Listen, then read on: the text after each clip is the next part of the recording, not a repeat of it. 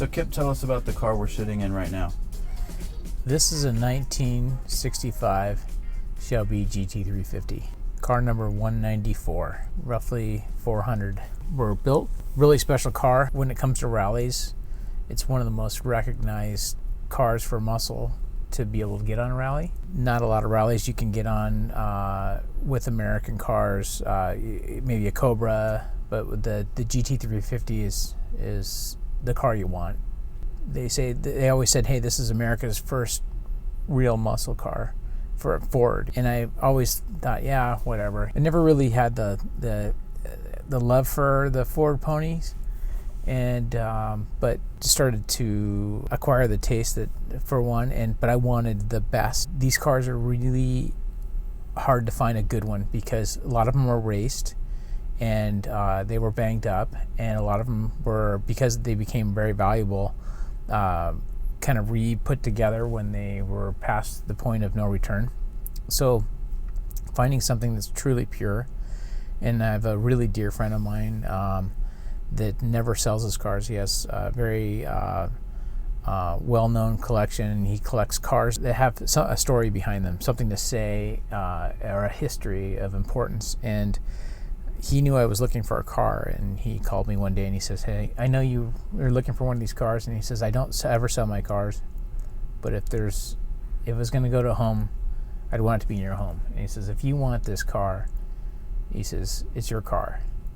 And his name, a lot of people will know him, his name is Bruce Meyer, and he's kind of the face of the Peterson Museum. He bought it from the original owner, and Bruce had it for close to 40 years. Oh, okay. Wow. So you really know where it's been at that point. Yes. So I buy this car, funny story, and these things aren't cheap by any means for a Mustang. I buy the car, and it's during the 2020 COVID. Oh my gosh, we can't interact with each other. This is like February.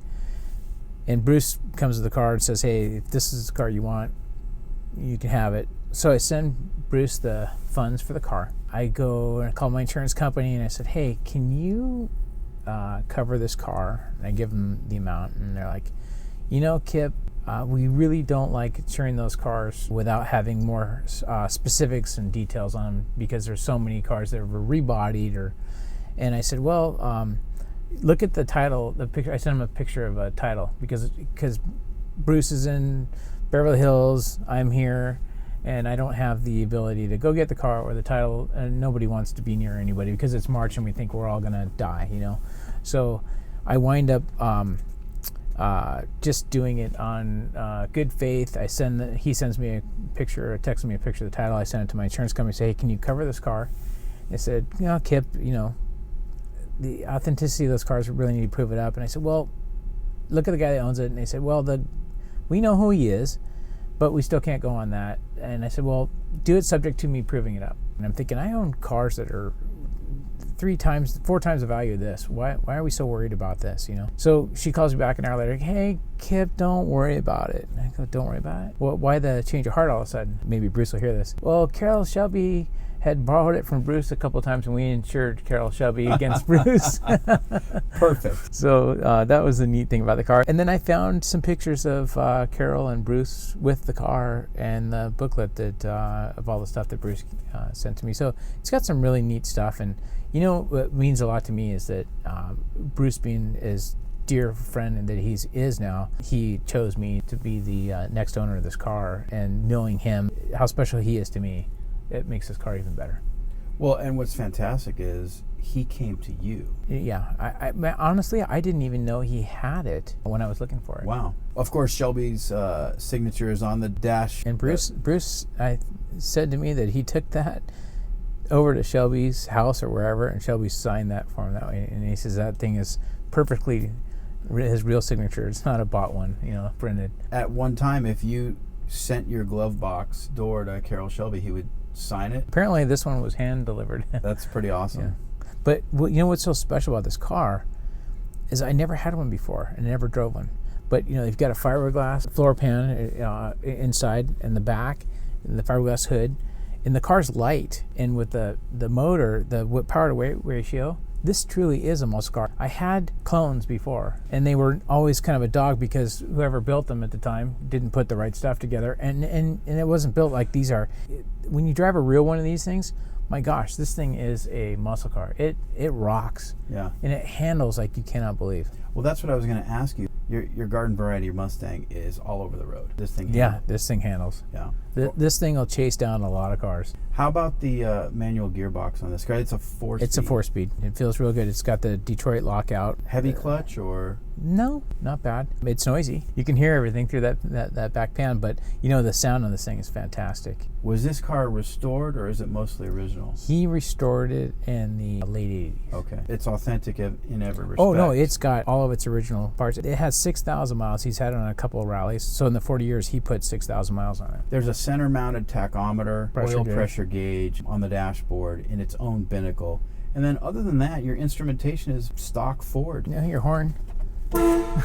Love it. Love it.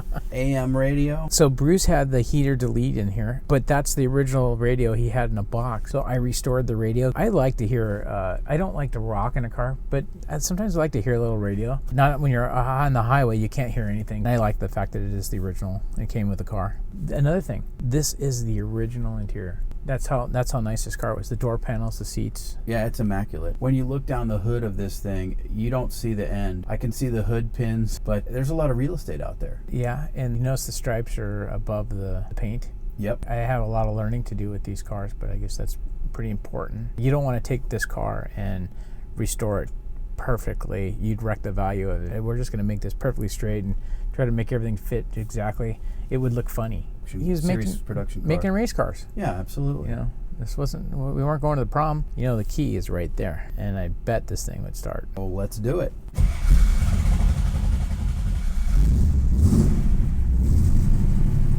Awesome, isn't it? Fantastic. The whole car is twisting just a little bit under the torque. Yeah, it's definitely alive. So we don't choke ourselves in here? I love it. Yeah. Sounds fantastic. And on the road, opening it up, God, it must be amazing. It's awesome. I've had a couple of hot laps around the block here at night when no one's around. But yeah, it handles fantastically.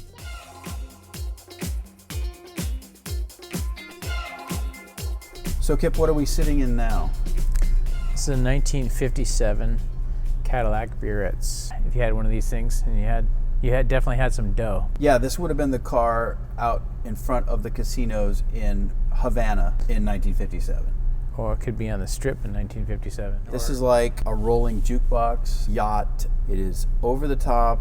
It is the beast of chrome. Total beast of chrome. I think this car is probably about 20 feet long. It does have, I believe, the longest deck lid of any car ever made. Yeah, the trunk is immense. I wonder how many bodies we could fit in there. A lot of them. A whole basketball team at least. Yeah. What's special about this car to you? The glamour of it. I always think of a Cadillac as having the long, swoopy fins, and the Brits, they call it the chipmunk cheeks tail, where it's kind of fat around the back, and then the melted little fins on the back, versus if you were to go with the Series 62, 1957 Series 62 convertible, you would have had more of a tail fin. Right. But the more I look at the car, it's the king for 57. Yeah, so the rear end of this car slopes off, and the fins are almost separate. They're not as integrated as the standard. Yeah, almost looks like a kind of afterthought, glue them on. But now, so this was a special production model, right? This is first of all, top of the line. Yeah, the production numbers on these cars, I can't remember, but it's very low. It's under a couple of thousand. Right. It was kind of a flagship model. And they're so expensive to restore. It's just trying to get these panels right, trying to get the chrome, the stainless steel under quarter panels. They're very difficult to one set doesn't fit the next car. So during restoration, it's extremely difficult. This is a high option car. It's a real white car. It's got AC. Anything you could have got is on this car. Yeah, power everything. Power everything. And it's got a fiberglass tonneau cover for the folding top. What's the history on this car? Where'd you find it? Northern San Diego area. A gentleman was in the middle. It was his lifelong project to restore it. The car was, when I bought it, it was just a frame, a body, and tons of parts. A stalled project. A stalled project, and it was the worst thing to do to buy a car. Again, you learn from your lessons, from your mistakes. Don't buy a car that's in parts. Right. Because this car was in boxes, it was disassembled. Did you get it for, a bargain price? I don't think so, because these cars are dropping in value extremely. So a car like this probably has $400,000 in restoration in it when at the end of the day. And I think I paid $50,000 for the car or something. I can't remember. But when you add all that up together, and then the brain damage that goes along with it, it's pretty expensive. And sadly, these are the cars that are really falling in value. And if you want to get into, you want a lot of bang for your buck, buy a glamour car today. And that's the way I look at it, is even though they're falling in value, it's an opportunity to get in to something really cool. And this is a great summer cruiser. Absolutely. Being along the coast in Huntington Beach here, unbeatable. Fantastic. This is the car that you take to your local Cars and Coffee. Probably everyone is looking at this car. Yeah, people are real friendly. You get a lot of honks and horns. People want to, give you the thumbs up, and it gets a little nerving sometimes, because when you're driving a big car like this, it takes both hands on the wheel. It's not like your Honda. You really have to watch where you're going, because it's wide, and they don't stop very well. They don't accelerate as quick, and so you really got to pay attention. And they certainly don't handle well. The body roll is incredible, but they're smooth. They feel fantastic, and that's where you want to be on PCH with no one around you going down. Talk about an awesome view. I mean, the windshield it feels like it's a long distance away. It's a wraparound, but it kind of falls away from you. I feel like we're in it, we're down in it. Like, how some convertibles, you feel like almost like you're on top of it. So I feel like we're down in it, but yet the visibility is awesome. It's got these fantastic, huge vent windows, which are powered, I'm sure. Everything on this thing's power, all the way down to the seat. Anything else we should say about this one? The key's in it. Let's do it. See if it'll start. Start her up. This one's been a while. Pretty good, huh? Right on the button. Yeah. First try. The hydraulic. General Motors, Cadillac. Every single one of them, they're hydraulic lifters. When they haven't been run a long time, they're cold. They have to wait till they pump up. It takes about 15 minutes. Wow. And even the Pontiacs, the Oldsmobile, it's real common. Let's compare this to the 60, which is a couple cars down from us. Are they very different? Completely different. Really? Yeah. The 60, it made it over the evolution into more of a drivable car. This car is not a car that I can drive comfortably in. Today the cars accelerate faster, they stop faster. So if you look at a car from stoplight to stoplight, we go faster and we stop harder now. Our brakes are bigger, the cars are designed more, because we're turning into a giant video game, and we're the star of it. Yeah. These cars don't have the 57, so you have to be careful on this. You get to the 60s cars, the braking ability, the handling becomes better, and the 60 is it doesn't have nearly the body roll. Acceleration is much better. It's got and the handling is really good. The 60 Elo Barretts, they were air ride cars. Air ride was an interesting time. It came out in '57 in the Brougham. I have a Brougham. It's not here, and it basically is it's an air ride system. It's an accumulator tank that fills up the bags on the at the A-arms in the rear. Right. And it's called level ride, and it basically keeps the car so you really So it feel like you're riding on equalizes all four and you really corners. feel like you're riding on air though. I mean, it really does give you a heck of a ride. By the way, there's one thing in this car that's emblematic of the era is there's ashtrays in every corner, aren't there? Yeah. Let's see, there's one here. Yep. There's a lighter in the on the passenger side. That's There's right, a okay. lighter in the middle of the dash. You know, the Brougham has a liquor kit, you know, where you can Nice. and it comes with the car. Every Brougham came with it. They had it's like a little Crystal decanter. yeah, and it had a decanter, and then it had for your shot glasses, and you can put down the glove box, and your shot glasses sit on the glove box, and so that way everyone can have a cocktail as you're driving down the road. All right. Well, why wouldn't you want one? Yeah. The Brits didn't get it. You had to get the Brougham. You had to really step it up. The glove box is most of the passenger side of the car. It's huge. You can put your both shoes in there at one time. Absolutely. Yeah, fantastic. There's something about wraparound windshields. That was a styling trend that. And efficient too.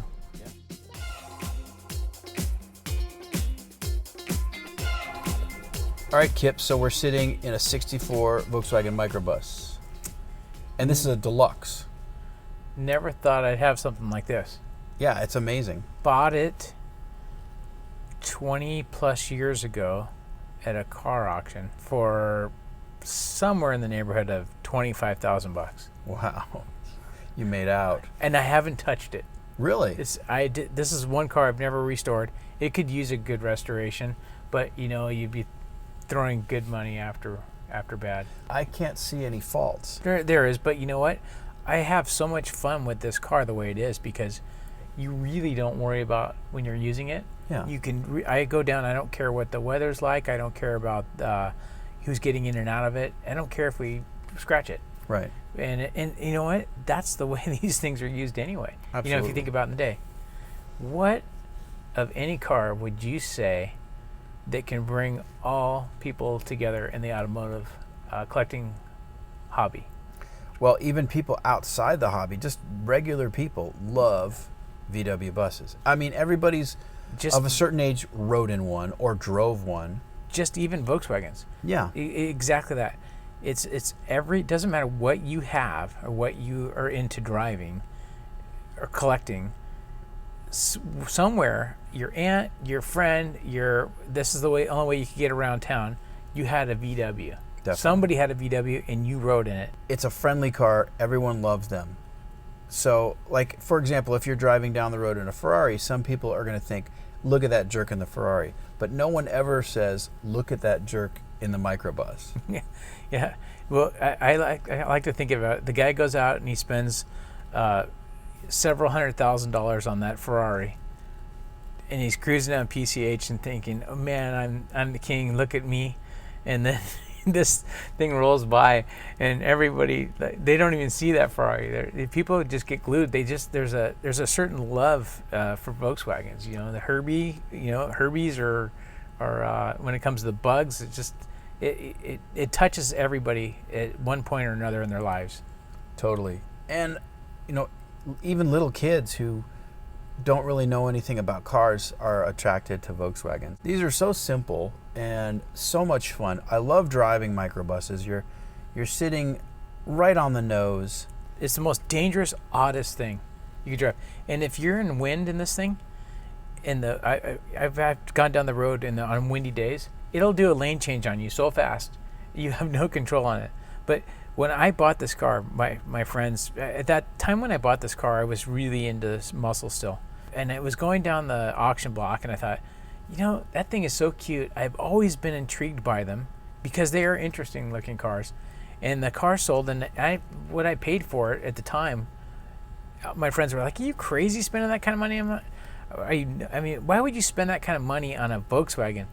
And I say to a lot of them right now, I go, "Who's laughing now?" Totally. You know? Because they've broken six figures. Well, they broke six figures a long time ago. Yeah, a long time ago. Yeah, some of these things go for $250,000 depending upon what it is. You know, this one is not at that level, but it's definitely worth 4 or 5 times what I paid for it. And there's not too many cars I have that I can say that the scene's always been big to a lot of people, but the collectability and the values weren't there yet. Right. I remember when I was in college, you could still pick these up for $5,000 and $10,000 in really good shape, and then they skyrocketed. It comes back down to, what did you remember when you were young? And it's that car that gives you that feeling of remembering your best days, and you want to get back to it. And this brings a lot of people back to those days: surfing, beach, just getting around, or low pressure in life. Yeah, you can haul all your friends and a couple of dogs and all your gear and have a great time. This has been the greatest car for training.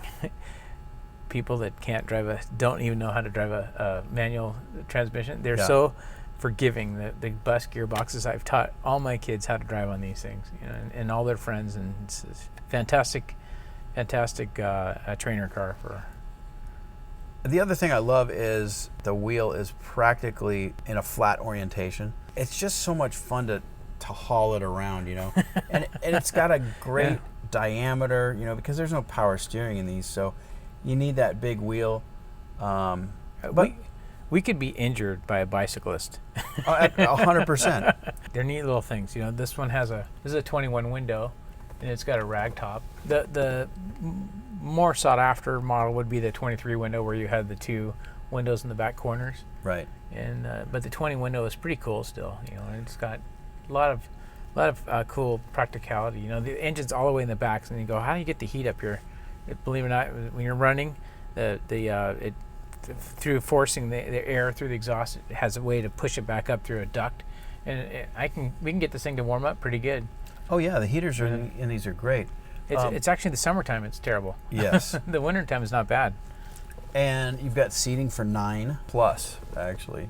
Yeah. You could probably fit 11 in here if you really wanted to. And it's got a lot of cool little bells and whistles. I mean, you've got the Safari windows in front, which were a fairly rare option at the time, but I don't know on this car. Someone's had a good time with this car, because a lot of the stuff that's chrome should have been painted.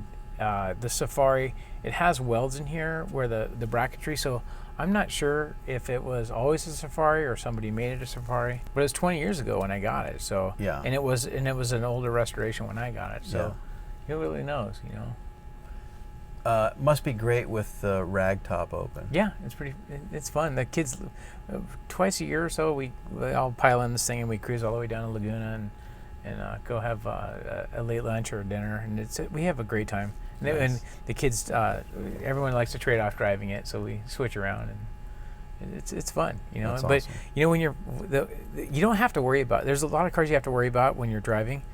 Guys going around, you like the Cadillac. You don't want to push it, so you're going to drive slower.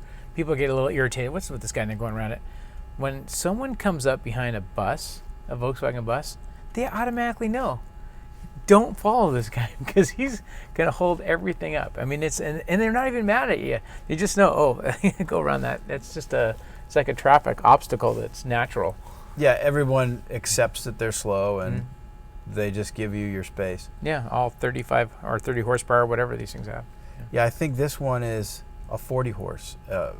You said it was a 64? 64. Yeah, so I think that had been a 40 horse. But, the first buses were 25. Mm-hmm. They went 25, 36, I think and then 40. There's a 52 Beetle, a 1952 Beetle that's got the split one on that. I think that's 27 horse. I want to say this might have been 36 horses or something. You want to do a walk around on the Beetle? Why, certainly. All right, let's do it.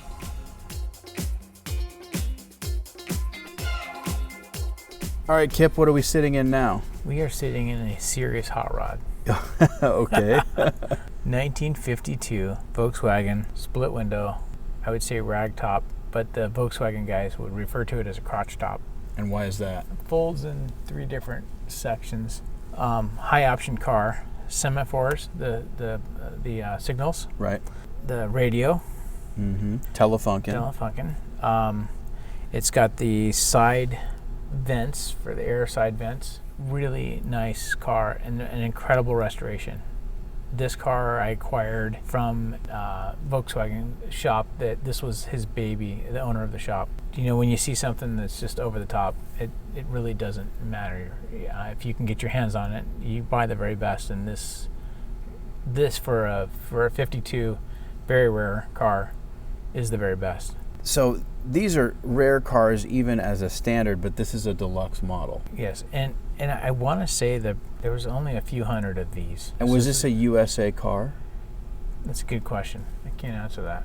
Well, it does. The speedometer is in miles per hour, So it would be. Yeah. that's a pretty good clue. Yeah, it's the original motor. I mean, he was really into making sure that the car was as authentic. That's what he does.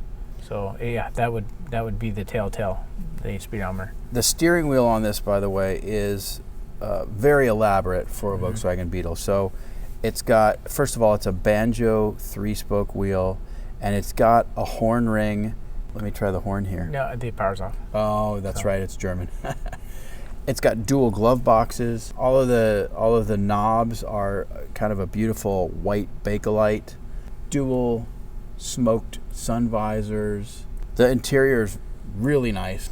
Really nice car. How is it to drive? Don't be in a hurry. You know, it's got the grandma gear as you pull out, and it's not bad. Once it gets going, it's kind of a momentum car. All 27 horsepower. The vintage VW guys have to go nuts when they see this. Yeah, it's won many shows. I feel pretty fortunate to have it because it does mean more to a lot of other people that are purists than me, because I was never really a Volkswagen guy. Like we talked about before, the Volkswagen is something that is in common with so many people. Yeah, it's universal. And especially a Bug. This was a had-to-have car. And I danced around the fire for several months with this guy on this car. He didn't want to let it go. He wanted to let it go, but he wanted even more money than I paid, which was record as it was. Right. But you know, a car like this right now, I mean, just if you can find a 52 split window and it's solid, you're going to spend $50,000-$60,000 probably just to get your hands on the car before you restore it. Right. And then so to think about, you know, getting a car like this with all the options, the radio, everything, and it's done right. Super cool car. Well, Kip, thanks again for having me at the collection. First of all, really impressive. And second of all, the fact that you drive all these cars is just awesome. There's a lot of collectors that are missing out. So you guys should take a lesson from Kip. Don't be afraid to drive them. Life is too short, right? That's right. Kip, thanks a lot, man. Thanks for coming, pal. All right, you guys, that'll do it for this episode, and we'll see you on the next one.